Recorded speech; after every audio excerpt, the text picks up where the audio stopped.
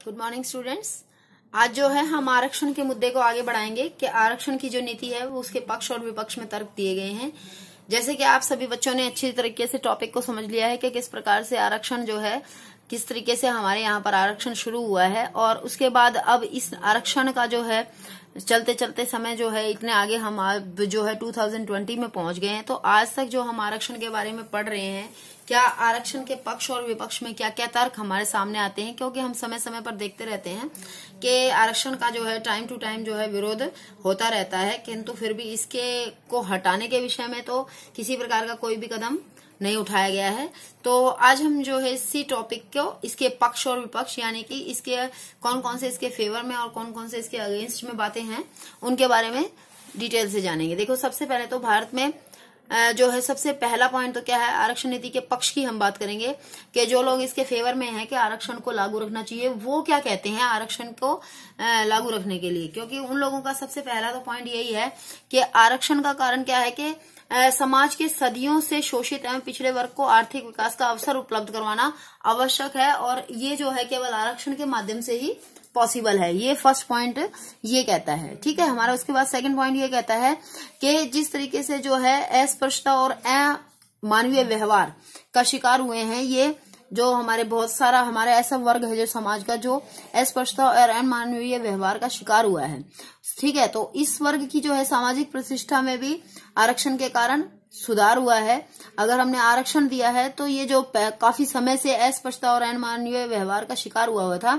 तो जब हमने इस वर्ग को आरक्षण दिया तो उस आरक्षण के कारण की सामाजिक प्रतिष्ठा जो थी उसमें सुधार हुआ है। तो आज जो है कमजोर वर्ग के अनेक लोग जो है उच्च प्रशासनिक पदों पर कार्यरत हैं, जिन्हें समाज में सामाजिक स्तर पर भी बहुत अधिक सम्मान की दृष्टि से देखा जा सकता है। और वो किसके कारण पॉसिबल हो पाया है बेटा, वो केवल आरक्षण देने के कारण ही पॉसिबल हो पाया है।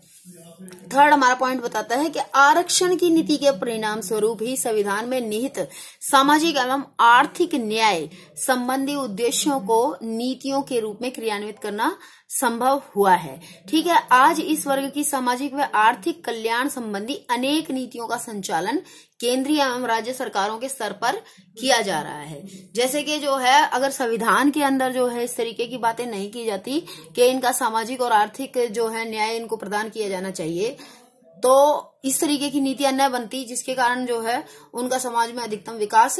हुआ है, ठीक है। तो इनके अधिकतम विकास तभी पॉसिबल हुआ है जब संविधान में ही इस बात को ग्रहण कर लिया है। तो इसके अनुसार भी क्या है कि ये जरूरी है कि आरक्षण जो है वो सही है, आरक्षण के कारण ही पॉसिबल हो पाया है इन लोगों को सामाजिक और आर्थिक न्याय जो मिला है, ठीक है। उसके बाद हमारा फोर्थ पॉइंट कहता है कि आरक्षण की नीति के परिणाम स्वरूप ही सार्वजनिक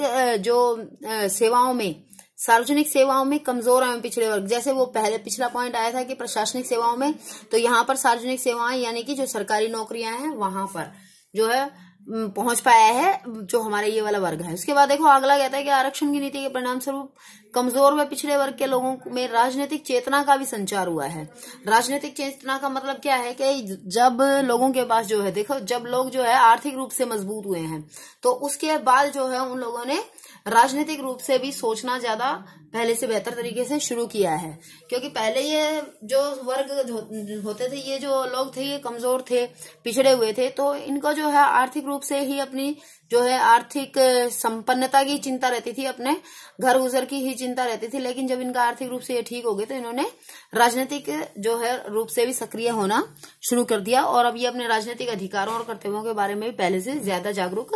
हुए हैं, ठीक है। उसके बाद नेक्स्ट पॉइंट कहता है, सिक्स पॉइंट के भारतीय समाज में एक बहुत बड़े भाग को कोढ़ रूपी छुआछूत जैसी बीमारी से गुजरना पड़ा है। तो आज इस नीति के कारण ही समाज जो है उस सारी जो है प्रॉब्लम से को जो है उन सारी प्रॉब्लम से बाहर निकल पाया है आरक्षण के कारण, और वो आज मुख्य धारा के साथ यानी कि समाज के अन्य वर्गों के साथ जुड़ करके आगे बढ़ पाया है, ठीक है। क्योंकि देखो लोगों में भी धीरे धीरे क्या हो रहा है कि अब जैसे जैसे इन वर्गों का विकास हो रहा है तो लोगों की मानसिकता में भी धीरे धीरे क्या आ रहा है, मानसिकता में परिवर्तन आ रहा है। लोग अब इनको जो है इस तरीके का पहले जैसे बिहेवियर इनके प्रति देखने को मिलता था अब वैसा नहीं मिलता है। तो यही कारण है कि आज समाज के विभिन्न वर्गों में सामाजिक मेलजोल निरंतर बढ़ता जा रहा है। उसके बाद अगला पॉइंट है कि आरक्षण की नीति के कारण ही उच्च वर्गों के साथ साथ निम्न एवं कमजोर वर्गों को भी शासन प्रणाली एवं राजनीतिक व्यवस्था में भागीदारी का अवसर प्राप्त हुआ है। आज इस वर्ग के अनेक लोग विभिन्न स्तरों पर उच्च राजनीतिक पदों पर विराजमान हैं। ठीक है, उसके बाद नेक्स्ट पॉइंट जो है वो इसी बात की तरफ इंडिकेशन कर रहा है कि भाई हमने जो है आरक्षण दिया है इनको, जो शैक्षणिक संस्थानों में भी आरक्षण दिया है, हर जगह आरक्षण दिया है, तो जिसके कारण जो है समाज में डॉक्टर, इंजीनियर, वैज्ञानिक, अध्यापक जितने भी पद हैं उन सभी पदों पर धीरे धीरे इन लोगों को भी हम देख पाए हैं। ठीक है, उसके बाद आरक्षण की नीति के विपक्ष में जो तर्क दिए जाते हैं कि भाई अब जैसे जो है अब ये कह रहे हैं कि भाई आरक्षण जो है इसको बंद किया जाना चाहिए, क्योंकि कहीं ना कहीं क्या होता है कि भारतीय समाज एवं राजनीति में जातिवाद को बहुत अधिक बढ़ावा मिला है और जो आज भारतीय समाज और राजनीति की प्रमुख चुनौती बन गया है। आरक्षण की नीति के कारण जहां उच्च व निम्न वर्ग में सामाजिक द्वेष देखने को मिलता है, वहीं समाज के कुछ वर्ग संकीर्ण एवं निहित स्वार्थों की पूर्ति के लिए राजनीति में जातिवाद का जहर घोलकर सत्ता प्राप्ति का प्रयास करते हैं। तो पहला पॉइंट इस बात की तरफ इंडिकेशन करता है कि जो हमारे मौका परस्त हमारे जो नेता हैं या फिर जो भी हमारी राजनीति होती है वो किस तरीके से चलती है, यहाँ पर जो है वोट बैंक किस तरीके से जाति के आधार पर वोट बैंक तैयार किए जाते हैं। तो लोग जो है कहीं ना कहीं अपने आप को स्वयं भी वो जातिवाद से पीड़ित होते हैं और जो नेता होते हैं वो इस भावना का दुरुपयोग कहेंगे हम के भावना का दुरुपयोग करते हुए जो है राजनीति में इस चीजों का प्रयोग करते हैं, राजनीति में जातिवाद को लेकर के आते हैं और कहीं ना कहीं ये समाज का इससे बुराई होता है। आरक्षण की नीति का लाभ इस कमजोर वर्ग का केवल एक छोटा सा ही भाग उठा पा रहा है। ये बात तो आप भी खुद भी देख रहे होंगे समाज के अंदर के जो है जो लोग थोड़े ज्यादा पढ़े लिखे हो गए हैं इस वर्ग में या जिनका थोड़ी नॉलेज है, तो समाज का वही भाग आगे बढ़ रहा है। बाकी ओवरऑल अगर हम आज भी सिचुएशन देखें तो बहुत सारे ऐसे स्टेट्स हैं हमारे जहां पर आज भी SC STs का जीवन जो है उसी प्रकार का है जैसा पहले कई वर्षों पहले हुआ करता था। तो इसका जो है आरक्षण का लाभ जो है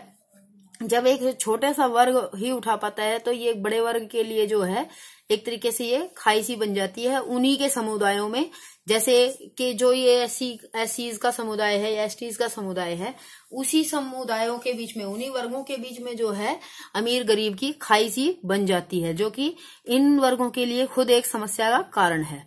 उसके बाद आरक्षण की नीति के परिणाम स्वरूप यह कमजोर एवं पिछड़ा वर्ग सरकारी सुविधाओं पर भी अत्यधिक निर्भर हो गया है। फलतः संघ द्वारा विकास के लिए प्रयास करना उनकी नियति एवं कार्य प्रणाली से बाहर हो गया है, जो मानवीय विकास के लिए बहुत अहम माना जाता है। ठीक है कि भाई ये लोग जो है ना इतनी मेहनत नहीं करते हैं जितना इनके पास जो है इनको ये रहता है कि हाँ हमारे को हर तरफ से जो है सरकार हमारे को मदद करेगी, तो ये उस तरीके से ही जो है कार्य करते हैं और फिर इसका परिणाम कहीं ना कहीं जो है ज्यादा अच्छा नहीं माना जाता है। ये मानवीय विकास को प्रभावित करता है इस तरीके से। उसके बाद नेक्स्ट पॉइंट है कि आरक्षण की नीति को कुछ लोग संविधान द्वारा दिए गए समानता के अधिकार का उल्लंघन भी मानते हैं, क्योंकि संविधान के अनुसार जाति, धर्म, भाषा एवं लिंग के आधार पर भेदभाव की मनाही की गई है। वो बात तो ठीक है, लेकिन बेटा साथ में जो है ये तो ठीक है, ये बात ये पॉइंट दे रखा है, लेकिन ऐसा है नहीं। संविधान में ही इसकी व्यवस्था भी की गई है कि ये जो वर्ग पीछे रह गए थे इनको भी जो है समानता के आधार पर इनको ऊपर लेकर के आना है और इनको आरक्षण का जो है इसलिए प्रदान किया गया है। आरक्षण की नीति के अनुसार कमजोर वर्गों के सामान्य उम्मीदवार उच्च वर्गों के प्रतिभाशाली उम्मीदवारों की अपेक्षा चयनित कर लिए जाते हैं। ये आप जो है समाज में देखते रहते हैं, निरंतर ऐसा चलता रहता है कि जनरल कैटेगरी का जो कैंडिडेट होता है उसके ज्यादा नंबर आने के बावजूद भी जो SC ST कैटेगरी का कैंडिडेट होता है जिसके थोड़े से कम नंबर भी आए होते हैं तो उसके बावजूद भी उसका सिलेक्शन हो जाता है। जिससे कि हम ये नहीं कह रहे कि यहाँ पर कि भाई उनका सिलेक्शन नहीं होना चाहिए, लेकिन कुछ ऐसे विशेष पद होते हैं जहां पर ये देखा जाना चाहिए कि क्या इस तरीके के आरक्षण जो है वो उचित हैं। जैसे डॉक्टरी का पेशा हो गया है और जो बड़े IAS अधिकारी हो गए हैं जिनके हाथ में पूरे प्रशासन की बागडोर होती है, क्या इस प्रकार के अधिकारियों के लिए जो है समानतापूर्ण व्यवहार नहीं होना चाहिए? क्या वहां पर जो है इस तरीके से आरक्षण देना उचित है क्या? ये इस तरफ इंडिकेशन करता है कि जब ऐसे जो है इस तरीके से जब समाज के अंदर आरक्षण दिया जाता है तो वहां पर कहीं ना कहीं जो उच्च श्रेणी के लोग हैं उनमें ही जो है इनके प्रति ईर्ष्या की भावना ऑटोमेटिकली आ जाती है। ठीक है, तो आरक्षण की नीति के परिणाम स्वरूप आज भारतीय राजनीति में भी आरक्षण की नीति का अत्यधिक बोलबाला हो गया और विभिन्न राजनीतिक दलों द्वारा केवल वोट प्राप्त करने के लिए ठीक है, जो पहला पॉइंट हमने निकाला था वही पॉइंट वापस घूम करके आ रहा है कि जो नेता हैं वो क्या करते हैं, वो अपना वोट प्राप्त करने के लिए इनकी धार्मिक भावनाओं को भड़काते हैं, इनको जो है इस प्रकार का जो है दिलासा देते हैं कि हाँ भाई ये आरक्षण जो है जितना है उतना कंटिन्यू रहेगा, बल्कि ये जो है कम नहीं हो सकता, बढ़ भले ही जाए, इस तरीके के मतलब समय समय पर अपने जो है वो देते रहते हैं भाषण। आरक्षण की नीति के कारण कमजोर एवं निम्न वर्गों के सरकारी सेवाओं में निर्धारित स्थानों के कारण इस वर्ग के लोगों का अलग ही समूह बन जाता है, जिससे ये जातियां समाज की मुख्य धारा से कट जाती हैं। ये भी पॉइंट है कि भाई ये जो है ना, मान लीजिए ये अगर इस तरीके से इनको गवर्नमेंट जॉब्स में मिल भी जाते हैं तो लेकिन फिर भी ये अपना अलग ग्रुप बना करके ये अलग ही रहना पसंद करते हैं, तो वो भी एक अच्छी बात नहीं है। सरकारी नौकरियों में इनको चयनित किया गया है, वहां पर इनको इसलिए लेके आया गया है ताकि ये मुख्य धारा से जुड़े, लेकिन वहां पर भी ये अपना अलग से ग्रुपिज्म करके और वहां पर ये अलग थलग पड़े रहते हैं, तो जिससे कि ये आरक्षण का जो मोटिव है वो खराब होता है। तो आरक्षण की नीति के परिणाम स्वरूप लोक सेवाओं में पहुंचे सामान्य स्तर के लोगों के कारण प्रशासनिक सत्ता का भी बहुत ह्रास या पतन हुआ है। जैसे मैंने ये पॉइंट आपको पहले से क्लियर कर दिया है कि जितने भी जो इम्पोर्टेंट जो हमारे होते हैं उच्च तकनीकी पद हो गए हैं, जो ठीक है बड़े बड़े जो पद हैं वहां पर जो है कुशलता को देखना चाहिए, ना कि वहां पर जाति आधारित जो आरक्षण है उसको तरफ कम ध्यान दिया जाना चाहिए, क्योंकि इसका जो है सीधे तौर पर हमारे देश पर नकारात्मक प्रभाव पड़ता है। क्यों, देखो जो बड़े बड़े जो इसरो है, जो नासा है, वहां पर जो है वहां पे क्या होना चाहिए, जो हमारा इसरो है, सॉरी नासा नहीं, जो इसरो है हमारा, वहां पर क्या होना चाहिए, वहां पर जो है उन्हीं लोगों का चयन होना चाहिए जो सही तरीके से जो है योग्य हैं। जो हमारे IAS अधिकारी हैं वहां पर उन्हीं का चयन होना चाहिए जो योग्य हैं। इसी प्रकार डॉक्टरी के पद पर भी जो है उन्हीं लोगों का चयन होना चाहिए जो योग्य हैं। लेकिन यहाँ पर हमने जो है जाति आधारित आरक्षण हर स्थान पर प्रदान किया हुआ है, जिसके कारण देश के विकास पर भी इसका कहीं ना कहीं 100% मैं मानती हूँ कि नेगेटिव इफेक्ट जरूर पड़ता होगा, क्योंकि जो बहुत बहुत योग्य हैं जब वो पीछे रह जाते हैं तो उसका असर जो है फ्यूचर पर जरूर पड़ता होगा। ठीक है, फ्यूचर के जो विकास है उस पर जरूर पड़ता होगा। इसके बाद कंक्लूजन जो है हमारा, कंक्लूजन में तो देखो बेटा हम यही कहेंगे कि सच्चे लोकतांत्रिक शासन का गठन करने के लिए समाज के जो भी वर्ग हैं उन सबको बराबरी का जो है